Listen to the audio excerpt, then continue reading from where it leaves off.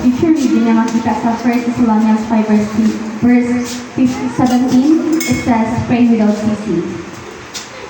Prayer is just like a direct line ngadto sa atong labaw makagagahon. Labaw pa kini sa pagdutong sa mga pulong. It's about sharing our hearts and minds.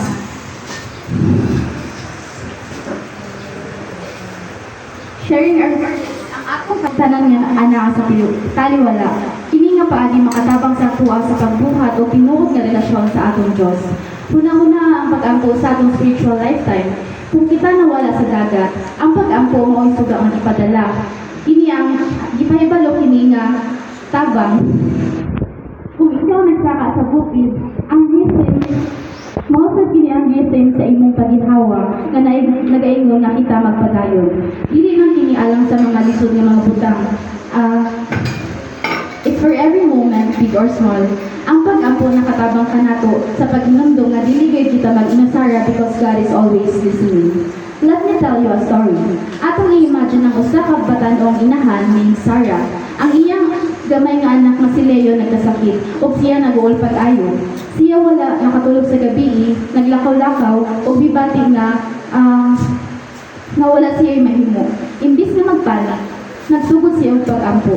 Nag-ampo siya nga tabangan ang iyang anak ug nag-ampo siya nga tagaan si Leo og kusog nga moatubang sa mga bisan unsa man nga mahitabo.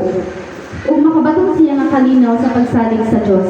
Bisan siya naghadlok, si Sarah nag-ampo. Ang pag-ampo nakatabang siya sa nga magpakalma ug makafocus. Leo starts to recover and wala na dili lang kini tungod sa sa mga tambal kundi tungod po kini sa gahom sa pag-ampo na nakatabang sa iyas na makamaayo. So prayer is not just about asking for stuff or something. Dili nagtuod sa pagpasalamat o koneksyon, dili kay tungod sa pagpasalamat sa Dios sa maayong mga butang. Even when life is hard, di naman gituod sa pagkilang tanan nga anaa ka nato isagip. When we pray, we are not just talking, we are listening to. Yat diha nato ang atong kaugalingon aron madungog ang guidance sa Dios, aron mabati ang iyang presensya and to find strength to keep going bisan unsa pa man. Busa mga kaigsunan, himuon nato ang pag-ampo nga usa ka prioridad. Let's talk to God every day.